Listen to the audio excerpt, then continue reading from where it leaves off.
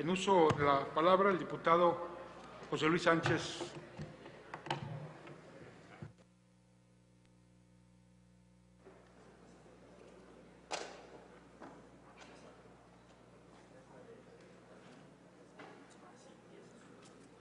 Señor presidente, señoras y señores diputados, me hubiera gustado que el 2 de octubre se hubiese convocado a sesión ordinaria para referirme a ese luctuoso acontecimiento.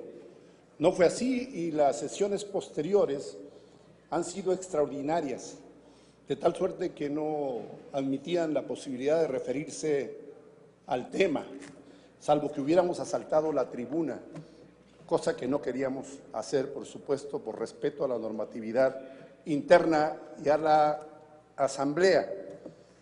Pero ese tema y su abordaje ahora, que pareciera destiempo, es el más vigente de todos por la espiral de violencia y criminalidad que azota al país y porque cuando uno imaginaría, soñaría con que lo que ocurrió el 2 de octubre no podría volver a repetirse jamás, de pronto nos encontramos con que es el pan nuestro de cada día. Hay muchos hechos trágicos en México y la violencia está disparada, así como la inseguridad.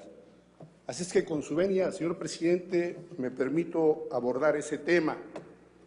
El cielo se iluminó con luces de bengala lanzadas desde helicópteros que surcaban el espacio aéreo.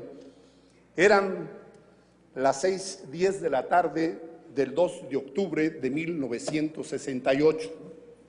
Los rostros llenos de idealismo, pureza y esperanza de los jóvenes que participaban entusiastamente en el movimiento popular estudiantil, que ya para entonces conmocionaba al sistema político mexicano, se alzaron para entonces contemplar el espectáculo de luces y sombras, creyendo tal vez que se trataba de juegos pirotécnicos, sin imaginar siquiera que era la señal para la masacre y el anuncio de la muerte. Luego, el cielo se empezó a oscurecer, como vistiéndose de luto ante la tragedia. El ruido ensordecedor de botas que marchaban sobre la Plaza de las Tres Culturas sobresaltó a quienes desde el corazón de la República luchaban decididamente por libertades democráticas, así como contra el autoritarismo y despotismo presidencial.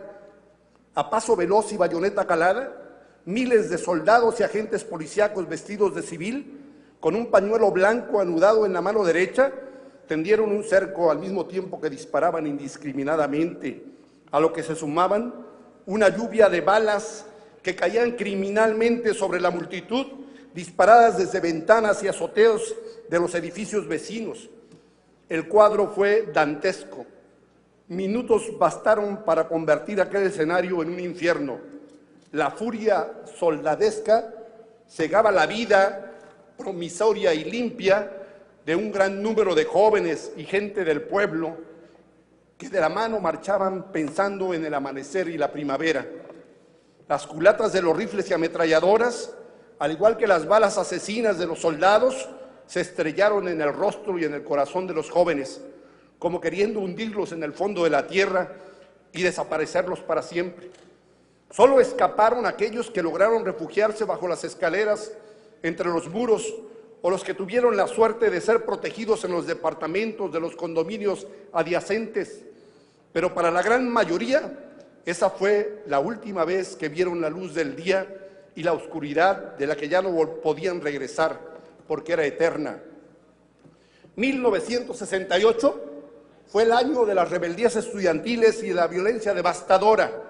Vietnam se desgarraba, se realizó la invasión de la primavera de Praga, estalló la revuelta de mayo en París, se encendió el estudiantado estadounidense de Beckerle, se reveló el drama de una hambruna en Biafra, se cometió golpe de Estado en Perú, se asesinó al líder pacifista Martin Luther King, la revolución cultural en la China de Mao alcanzó su clímax, en tanto que México se aprestaba a realizar olimpiadas y se encontraba en el umbral de la sucesión presidencial. En este contexto, no faltaron los que pensaban que detrás del movimiento estudiantil había una conspiración o conjura internacional y que incluso Analistas ideologizados afirmaron que agentes imperialistas promovían el movimiento. En realidad, las condiciones para el movimiento se empezaron a gestar desde mucho antes y fueron madurando paulatinamente hasta generar el movimiento popular estudiantil de 1968. Las luchas dignas y heroicas de los ferrocarrileros, de los maestros, de los médicos, de los obreros y campesinos fueron el precedente de este gran estallido social y manifestación de rebeldía estudiantil y popular. Dichas luchas heroicas y memorables, fruto de afanes justicieros y libertarios, fueron generando la levadura que le imprimió fuerza al movimiento que empezó siendo meramente estudiantil, pero tuvo tal magnetismo que terminó incorporando a las masas populares. En apariencia, todo empezó cuando alumnos de las vocacionales 2 y 5 del Instituto Politécnico Nacional se reunieron en la Ciudadela para atacar la preparatoria particular Isaac Ochotorena, con cuyos alumnos se habían enfrentado a pedradas 2 días antes. Intervino entonces un batallón de granaderos que les dispersó con bombas de gases lacrimógenos y a base de culatazos. Las consecuencias fueron más de una veintena de lesionados y varios detenidos. A partir de entonces fueron frecuentes las escaramuzas entre estudiantes y granaderos en las esquinas de los distintos puntos de la ciudad, fundamentalmente en los barrios estudiantiles. El 29 de julio, el Ejército, a petición del regente Alfonso Corona del Rosal, se posesionó de las preparatorias 1, 2 y 3 de la UNAM, así como las vocacionales 2 y 5, donde se habían atrincherado los estudiantes. Un bazucazo derribaría la puerta de la preparatoria de San Ildefonso. Esta acción provocó la generalización de la inconformidad estudiantil y estuvo acompañada de la detención no solo de estudiantes, sino también de maestros. En esta misma fecha empezaron las huelgas en las facultades de la UNAM, destacando por su participación las facultades de Ciencias Políticas, Economía y Leyes, seguidas por las preparatorias 1, 2, 3 y 7. Integrado el Consejo Nacional de Huelga, durante una asamblea realizada en el Auditorio Justo Sierra del Área de Humanidades en la ciudad universitaria, insistirían en un pliego petitorio, en el que exigían a las autoridades la destitución de los jefes policíacos Luis Cueto Ramírez y Raúl Mendiola, así como la desaparición del cuerpo de granaderos y las fichas de los estudiantes detenidos.